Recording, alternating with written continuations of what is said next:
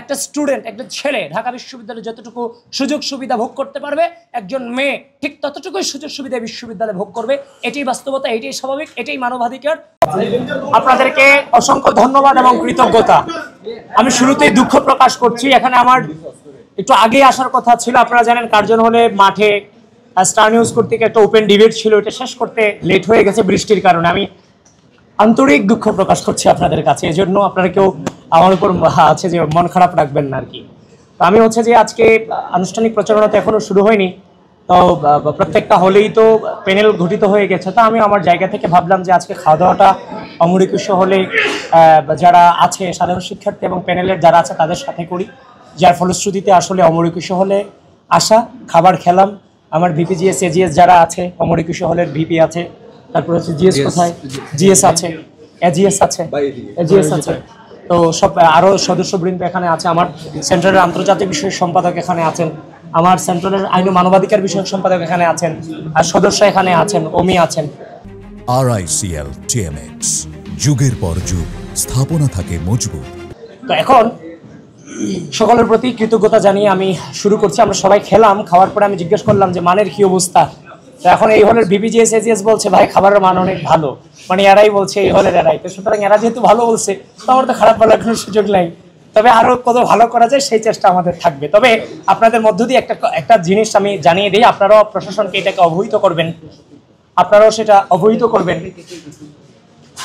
আপনারা সেটা অবহিত করবেন প্রশাসনকে অবশ্যই খুব কনসার্নের সাথে। সেটা হচ্ছে যে আমাদের যে বিশ্ববিদ্যালয়ে, আমি গতকালকে একটা ভিডিও দিয়েছি আমার প্রোফাইল, আমাদের বিশ্ববিদ্যালয়ে একটা ডাইনোসর যুগের আইন আছে। সেই আইনটা হচ্ছে একটা মেয়ে স্টুডেন্ট তার বৈধ কাগজপত্র, কার্ড, এভরিথিং থাকার পরও সে যে হলে বসবাস করে, আরেকটা হলে তার বান্ধবী থাকে, আরেকটা মেয়ে হলে সে ইচ্ছে করলেই তার বৈধ কার্ড শো করেও তার বান্ধবীর সাথে দেখা করতে পারে না, যেতে পারে না, হলে ঢুকতে পারে না।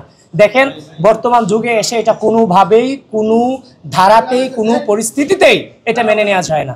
এখন আমি নির্বাচন করছি, আমরাও নির্বাচন করছি, কারণ আমার যেমন সেন্ট্রাল প্রার্থী আছে, মেয়েরা যেমন আমরা ছেলেরা প্রত্যেক হলে হলে গিয়ে প্রচারণা করতে পারতেছি, এবং সেন্ট্রাল মেয়েরাও তো আছে, সে রোকেয়া হলে থাকে, সে ইচ্ছা করলে শামসুন্নাহার হলে কেন্দ্রীয় প্রার্থী হিসেবে এখানে যেতে পারবে না, পারছে না, রেগুলারিটি তার কোনো অ্যাক্সেস নাই।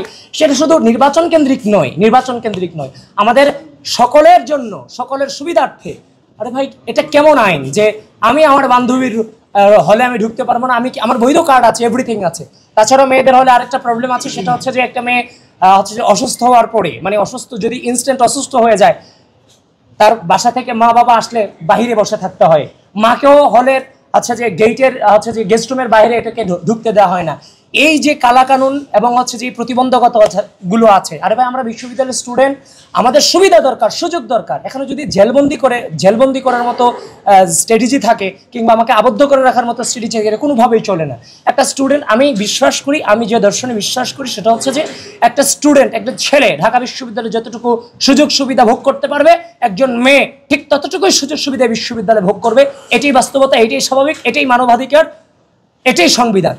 সুতরাং সেই জায়গার মধ্যে আপনি একটা ছেলেকে যেভাবে বিশ্ববিদ্যালয় তার জন্য নিরাপদ, ঠিক একইভাবে একটা মেয়ের জন্য বিশ্ববিদ্যালয় কেন নিরাপদ হবে না? কেন টাইমলি আমাকে আবদ্ধ থাকতে হবে? আমি যখন যেটা চাইবো আমি সেটাই বিশ্ববিদ্যালয় করতে চাইবো, যেটা করা যায়, কিন্তু সেটার ভিতরে সেটা নিরাপত্তা দিতে হবে বিশ্ববিদ্যালয় প্রশাসনকে। সুতরাং বিশ্ববিদ্যালয় প্রশাসনের এই যে স্ট্র্যাটেজিগুলো আছে, এগুলো সম্পর্কে খুব দ্রুত তাদের এই ব্যাপারে যে আশা করি তারা এই ব্যাপারে খুব দ্রুতই পদক্ষেপ গ্রহণ করবেন। এবং আমরাও আমাদের জায়গা থেকে, আমাদের প্যানেল নিয়ে আমাদের একটা পরিকল্পনা আছে। যদিও আমি আমার বাকি প্যানেলিস্টদের যারা আছে তাদের সাথে অনেকের সাথে কথা বলেছি, তারাও এটাতে রাজি হয়েছেন। আমরা আগামীকাল ফার্স্ট আওয়ারেই আমাদের একটা টার্গেট আছে, সেটা হচ্ছে যে ওই যে মেয়েদের যে বিষয়টা নিয়ে আমরা আওয়াজ তুলেছি, এটা সম্পর্কে আনুষ্ঠানিকভাবে বিশ্ববিদ্যালয় প্রশাসন বরাবর আমরা স্মারকলিপি এবং চিঠি প্রদান করব। এবং আমি বিশ্ববিদ্যালয়কে আহ্বান করছি, স্মারকলিপি, চিঠি কিংবা ডাকসু হওয়ার পর নাকি আগে সেটা বুঝতেছিলাম, এই মুহূর্ত থেকে গতকালকে বলেছি